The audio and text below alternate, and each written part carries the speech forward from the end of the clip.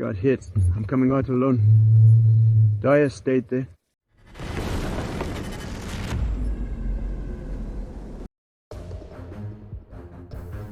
North Korea has deployed additional military units to the Kursk region of Russia to participate in hostilities against Ukrainian forces. Yonhap reported on this with reference to South Korean intelligence. South Korean intelligence is currently working to establish the exact number of newly arrived North Korean soldiers. After about a month of lull, North Korean troops have been returning to the frontline areas of the Kursk region since early February, the intelligence service said. South Korean intelligence took note of media reports that between 1,000 and 3,000 North Korean troops had recently arrived in the Kursk region between January and February as part of the second phase of the DPRK's troop deployment. Meanwhile, South Korean military officials have reported intelligence indications that the North Korean regime has already sent more than 1,000 additional soldiers to Russia this year. According to intelligence estimates from various countries, last year, the DPRK sent about 11,000 troops to Russia to participate in the war against Ukraine.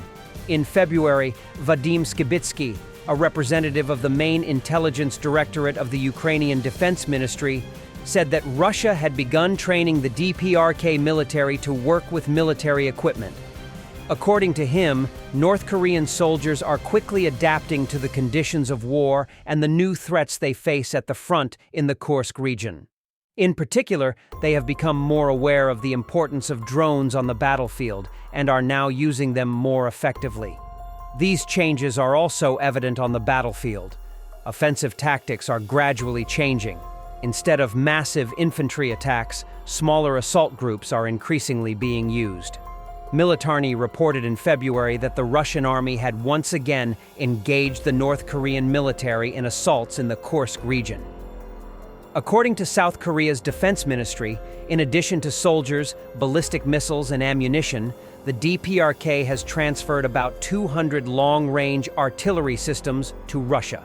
Previously, Unmanned Systems Forces 412th Nemesis Regiment pilots have, for the first time, engaged a North Korean M1989 Koksan 170mm self-propelled artillery system. Russians decided to pay a visit to the Ukrainian Armed Forces tree line. Guys liked it so much there that they decided to stay forever. I got hit. I'm coming out alone. Dire state there. Everyone's gone. All the guys. I'm the only one who got out. That damn landing. They just annihilated us. I can't pull Darius out. Everyone's fled. There's no one left in the forest. I am the only one who can't handle this damn postcard. There's no one. Everything is shelled there. Automatic grenade launcher. Mortar. It's a mess. God, let me survive.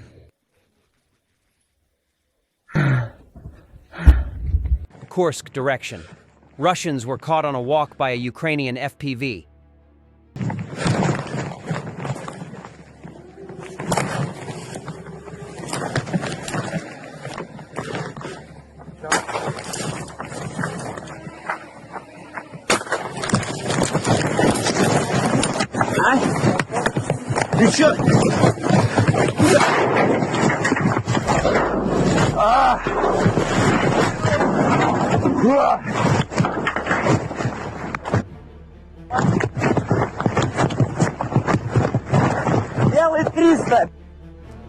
A Russian who fled to the US recorded a video for Americans, exposing Trump's lies about Ukraine. He likely fears the US will turn into a dictator's prison, just like Russia. My name is Sergey. I'm Russian and I stand with Ukraine. I'm ashamed of what my home country is doing right now. I'm also shocked by what political establishment in the United States is saying about Ukraine, about Zelensky, because it's not true. It was Russia, my home country, who invaded Ukraine, not the other way around. Zelensky is a democratically elected president of Ukraine who won in fair elections. And Putin is a dictator who has been ruling my home country for 25 years. I want to say to Ukrainian people that I will support you. I will stand with Ukraine. Residents of Russian Dagestan beg Putin to help with their unbearable living conditions. But Putin is too busy making lives of Ukrainians unbearable. He doesn't care about his people. Abandoned, you could say. We don't have gas in our village.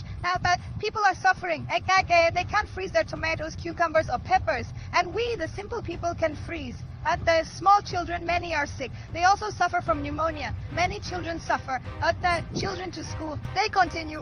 Vladimir Vladimirovich Putin also gives. How long can we suffer? Not 1 year, not 2 years. It swallows everything. How much it needs? How long can we have a war? Do not suffer. How many mothers are eating the meat of their dead sons? Every year we have neither electricity nor water. In summer there is no water, no electricity, and in winter there is no gas and no electricity. 21st century, not the 18th century. We live like in the 18th century. We carry water in buckets, even though we pay for gas and everything on time. Budanov commented that a single day of Russia's aggression against Ukraine costs nearly $1 billion, while 41% of its budget is allocated to defense. According to the head of the HUR, for them, this is an enormous amount of money, and economic problems have already started to appear. Even based on official data, 41% of the budget is spent on defense. These are abnormal figures, and to fulfill this budget, almost all social programs, including healthcare and education, have been cut. However, as long as Russia has oil, gas, metals, including precious ones and gemstones, they will manage to balance. New York Democratic Representative Tom Suozzi, if we reward Putin now, what do you think the people in Latvia, Lithuania, Moldova, Estonia, Poland are going to say?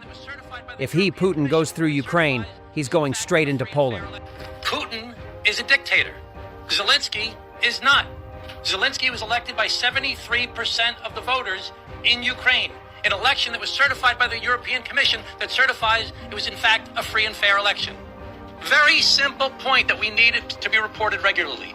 Putin is a dictator, Zelensky is not. Putin and the Russians invaded Ukraine, not the other way around. When we talk about appeasement, we're talking about what Neville Chamberlain did with Hitler before World War II. Let's just give him something. Let's try and make peace with this guy, and he'll stop. He didn't stop. The other day, Hex had said, Ukraine can't win this war. They're just not big enough. They can't possibly beat these guys. If we cave now and reward Russia for invading a democratically elected leader's country, who is our ally, if we reward Putin now, what do you think the people in Latvia are going to say? What are the people in Lithuania going to say? What are the people in Estonia going to say? What are the people in Moldova going to say? What are the people in Poland going to say? When I went to Ukraine last April and visited with the commander of the Polish military and saw the map of that area, topographical map that showed the mountains that ringed the area. If he goes through Ukraine, he's going straight into Poland. We cannot reward Putin for his criminal actions, where they are murdering people, raping people, kidnapping children. There are tens of thousands of children that have been abducted from Ukraine and brought into Russia. Why? Because if your mom or dad works at the power plant, then we need your Ukrainian parents to keep on working on that plant, and Putin doesn't want you to stop working there. He's going to keep your children even longer, and who knows what else he'll do. He's a beast. He's an animal. He's a dictator. We cannot let this become normalized. Thanks for watching, and don't forget to subscribe. Also, if you want to support Warthog Defense, please become our member and get early access to new videos, exclusive members-only videos, and become administrator in comment section. The membership link is in the description. Every day. We had a guy last week, it's 6 rescues in 6 days. He's doing the job every day.